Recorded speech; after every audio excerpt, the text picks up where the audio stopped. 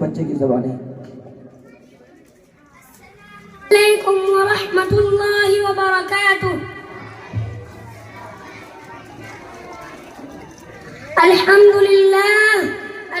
للہ رب العالمین والصلاة والسلام علی رسولہ الکریم، اما بعد۔ نفرتوں کے نام سے بھی ہم تبسم کرتے ہیں، محبتوں کے ساتھ ہم تکلم کرتے ہیں، وہ وطن سے وفاداری کا ثبوت مانگتے ہیں، ہم تو وطن کی خوف سے بھی تیمم کرتے ہیں۔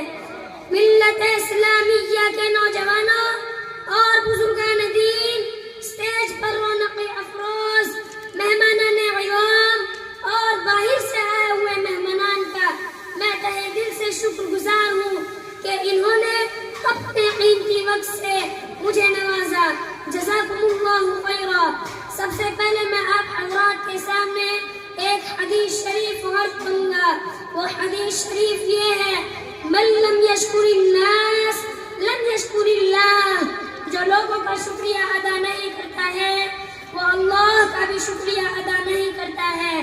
اس لیے میں سب سے پہلے ان لوگوں کا شکریہ ادا کرنا چاہتا ہوں جن کی بدولت میں حضرات کے سامنے کھڑا ہوں، خواہ وہ بزرگان دین کی شکل میں ہو یا علماء دیوبند کی شکل میں ہو یا ہمارے حضرت الحاج دین محمد منصور پوری صاحب کی شکل میں ہو یا ہمارے اساتذہ کی شکل میں ہو یا ہمارے والدین کی شکل میں ہو۔ میں ان کا دل کی گہرائیوں سے ہمیشہ شکر گزار رہوں گا۔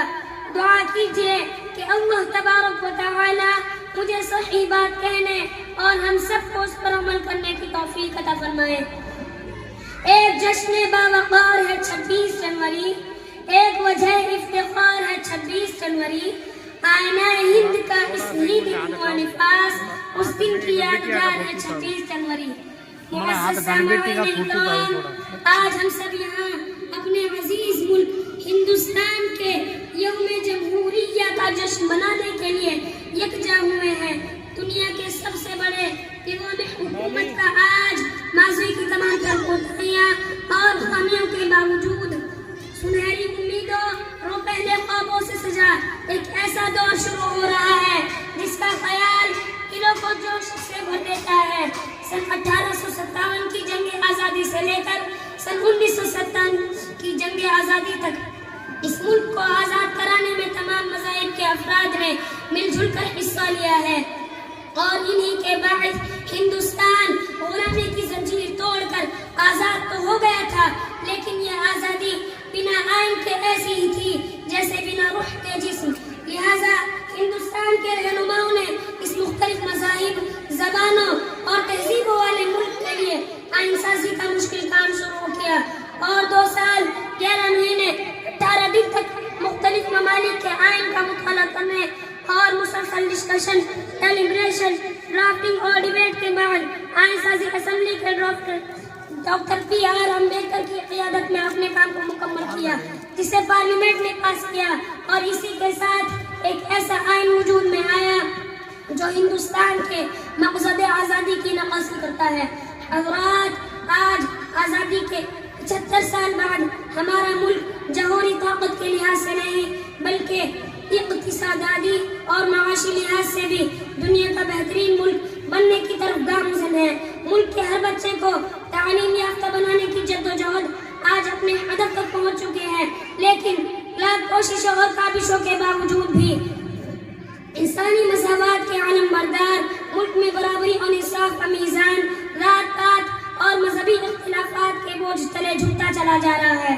ہر سال عالمی سطح پر مجالس کا انعقاد کرنے والے اور غریب ملک کی امداد پر کروڑوں خرچ کرنے والے ملک میں کروڑوں افراد بھوک سے تڑپ رہے ہیں۔ یہی نہیں، خلا کو تسخیر کرنے والے ملک میں ہزاروں افراد اس سرد موسم میں بھی کھلے آسمان تلے سونے پر مجبور ہیں۔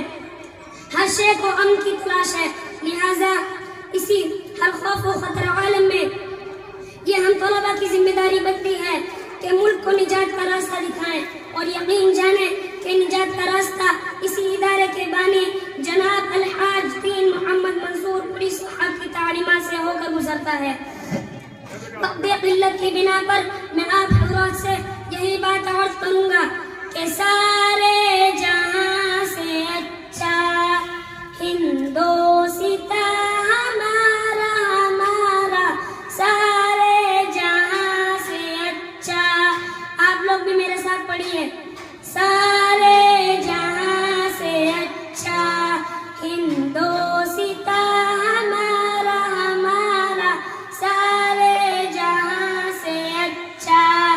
ہم بلبلیں ہیں اس کی یہ گلستاں ہمارا ہمارا سارے جہاں سے اچھا. میں اپنی بات کو یہیں پہ ختم کرتا ہوں.